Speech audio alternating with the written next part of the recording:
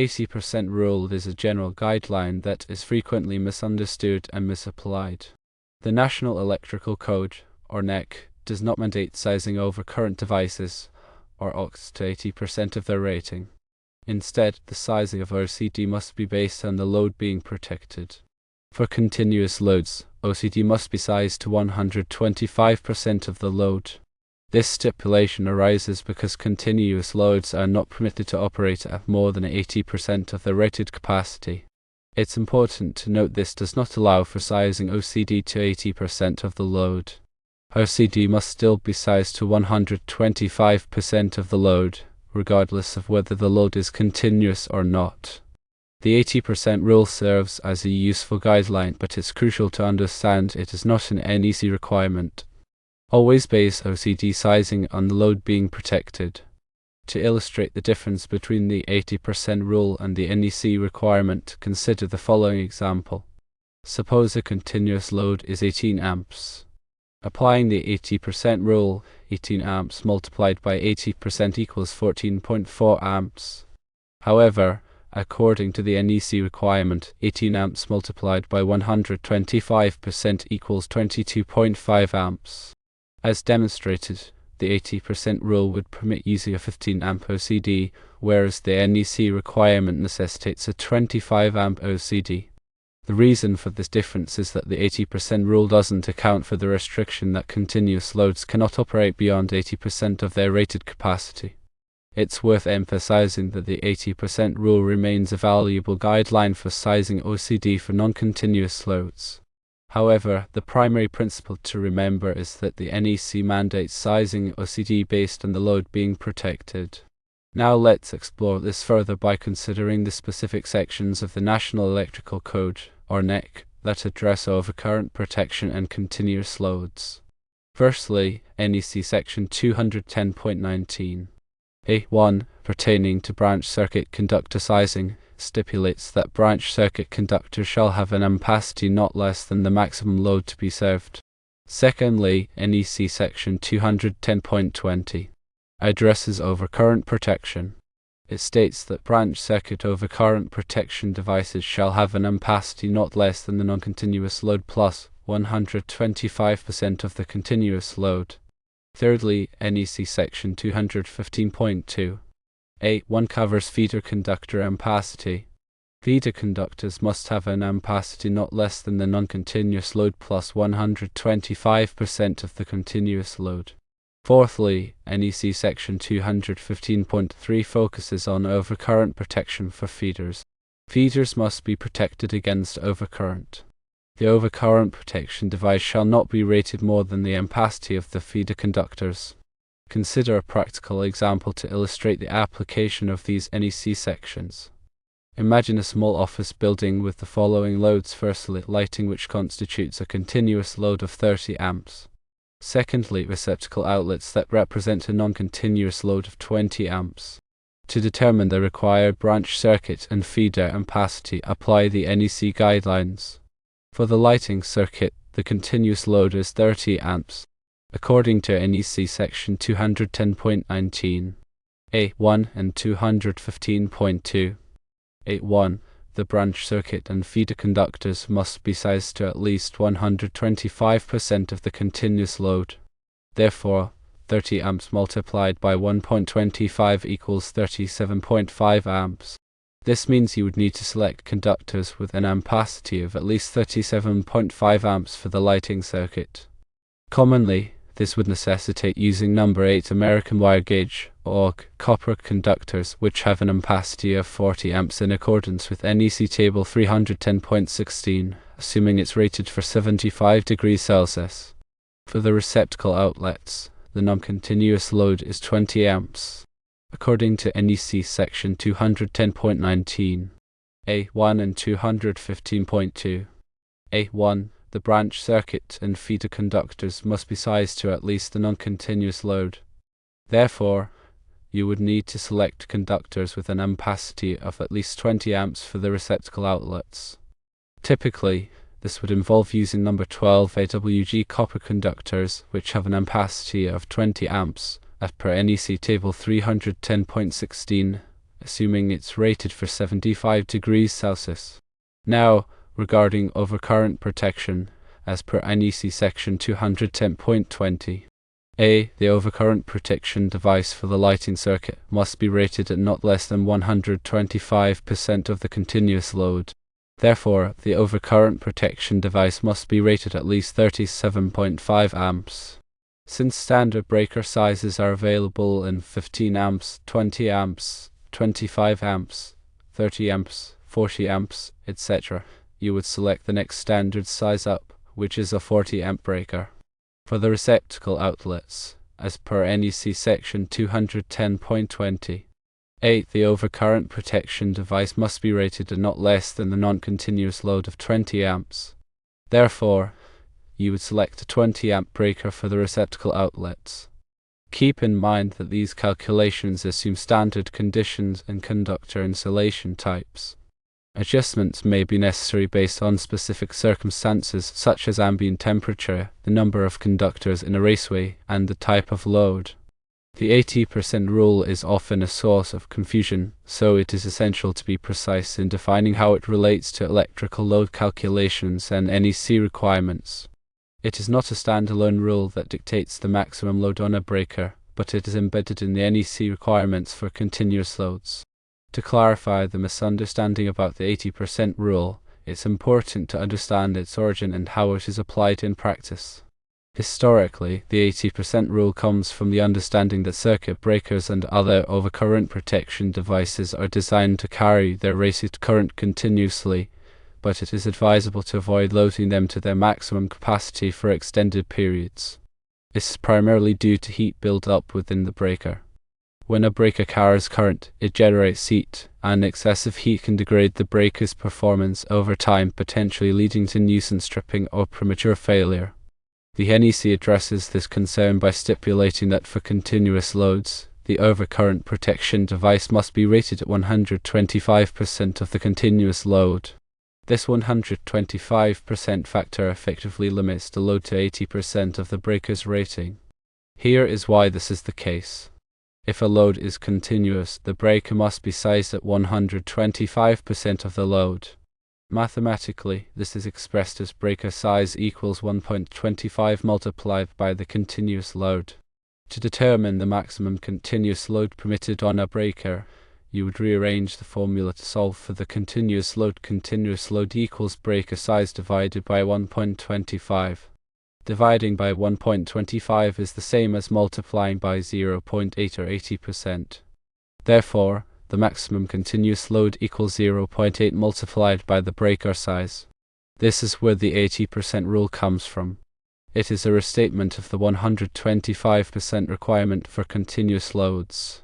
The practical implication is that if you have a breaker rated for 20 amps, the maximum continuous load you should place on that breaker is 16 amps, because 20 amps multiplied by 0.8 equals 16 amps. This ensures that the breaker is not loaded to more than 80% of its capacity for an extended period. Non-continuous loads are loads that operate for less than 3 hours at a time. For non-continuous loads, the 125% requirement does not apply, and you can load the breaker up to its rated capacity. However, it is still a good practice to avoid loading breakers to their maximum capacity for extended periods, even with non-continuous loads. The misconception arises when individuals assume that all loads must adhere to the 80% rule, regardless of whether they are continuous or not. This is incorrect. The 80% rule is specifically related to continuous loads, and it is a consequence of the NEC 125% requirement. Always size conductors and breakers according to the NEC requirements, taking into account whether the load is continuous or non-continuous. Now consider other factors that affect conductor ampacity and overcurrent protection. Firstly, ambient temperature. The ampacity of conductors decreases as the ambient temperature increases. Therefore, it is necessary to apply correction factors to the ampacity of conductors in high-temperature environment. Secondly, number of conductors in a raceway or cable. When multiple current-carrying conductors are installed in the same raceway or cable, the ampacity of each conductor must be derated to account for the increased heat build-up. Thirdly, termination temperature ratings. Electrical equipment is typically marked with a termination temperature rating, which indicates the maximum temperature that the equipment's terminals are designed to withstand. The conductors connected to the equipment must have an ampacity that is appropriate for the termination temperature rating. Fourthly, voltage drop. Voltage drop occurs when the voltage at the end of a conductor is less than the voltage at the source. Excessive voltage drop can cause equipment to malfunction. Therefore, it is important to size conductors large enough to minimize voltage drop. Continuous load is a load where the maximum current is expected to continue for 3 hours or more. Examples of continuous loads include lighting in commercial buildings, HVAC equipment, and electric vehicle chargers. Non-continuous load is a load where the maximum current is not expected to continue for 3 hours or more. Examples of non-continuous loads include receptacle outlets, small appliances, and intermittent machinery. Now consider the impact of energy efficiency. Energy-efficient equipment draws less current than traditional equipment. Therefore, it may be possible to use smaller conductors and overcurrent protection devices when using energy-efficient equipment. Ground fault protection is designed to protect people from electric shock caused by ground faults. Ground fault protection devices such as ground fault circuit interrupters or GFCIs are required in certain locations such as bathrooms, kitchens, and outdoor areas. Arc fault circuit interrupters or SIs are designed to protect against fires caused by arc faults. SIs are required in certain locations such as bedrooms and living rooms. Selective coordination is the practice of coordinating the overcurrent protection devices in an electrical system so that only the device closest to the fault opens. Selective coordination helps to minimize the extent of a power outage. Time current curves are graphs that show the time it takes for an overcurrent protection device to open at different current levels. Time current curves are used to coordinate overcurrent protection devices. Short circuit current rating is the maximum short circuit current that a component or piece of equipment can withstand without failure. It is important to select components and equipment with appropriate short circuit current ratings to ensure safety. Field marking involves labeling equipment and components with information about their electrical characteristics such as voltage, current, and short circuit current rating. Field marking helps to ensure that the electrical system is installed and maintained safely. Coordination studies are engineering studies that are performed to ensure that the overcurrent protection devices in an electrical system are properly coordinated. Coordination studies help to minimize the extent of power outages and to protect equipment from damage. For overcurrent protection devices, there are fuses, which are one-time use devices that melt and open the circuit when an overcurrent occurs. There are circuit breakers, which are reusable devices that trip and open the circuit when an overcurrent occurs. Then there are solid-state circuit breakers, which use electronic components to detect and interrupt overcurrents. Overcurrent protection devices are rated in amps, which indicates the amount of current that the device can carry before it opens the circuit. Overcurrent protection devices are also rated for their interrupting rating, which indicates the maximum short circuit current that the device can safely interrupt. Overcurrent protection devices must be selected and installed in accordance with the National Electrical Code and other applicable standards. They must be properly sized to protect the conductors and equipment that they are serving. They must also be installed in a readily accessible location. Regular inspection and testing of overcurrent protection devices is essential to ensure that they are functioning properly. Fault current is the current that flows during a short circuit or ground fault. The magnitude of the fault current depends on the voltage of the system, the impedance of the fault, and the impedance of the circuit. Arc flash is a dangerous electrical explosion that can occur during a short circuit or ground fault. Arc flash can cause serious burns, injuries, and even death. Arc flash hazard analysis is a study that is performed to determine the potential arc flash hazards in an electrical system. The analysis takes into account the voltage of the system, the fault current, and the clearing time of the overcurrent protection devices. Personal protective equipment, or PP, is clothing and equipment that is worn to protect workers from electrical hazards. PPE includes items such as insulated gloves, safety glasses, and arc-rated clothing. Electrical safety training is essential for workers who work on or near electrical equipment. Electrical safety training teaches workers how to identify electrical hazards and how to work safely around electricity. Lockout/tagout procedures are used to de-energize electrical equipment before it is worked on. Lockout/tagout procedures involve disconnecting the equipment from its power source and then placing a lock and tag on the disconnecting device.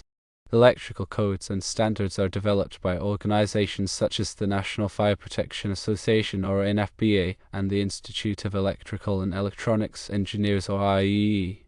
Electrical codes and standards provide requirements for the safe installation and maintenance of electrical systems. Electrical inspections are performed by qualified electrical inspectors to ensure that electrical systems are installed and maintained in accordance with electrical codes and standards. A permit is required for most electrical work. The electrical permits are issued by local governments and are used to ensure that electrical work is performed safely and in accordance with electrical codes and standards. Licensed electricians are qualified professionals who have the knowledge and experience to safely install and maintain electrical systems. It is important to hire a licensed electrician to perform any electrical work. Electrical safety audits are performed to identify potential electrical hazards in a workplace. Electrical safety audits can help to prevent electrical accidents and injuries. Electrical preventative maintenance involves regularly inspecting and testing electrical equipment to identify and correct any potential problems. Electrical preventative maintenance can help to extend the life of electrical equipment and to prevent electrical failures.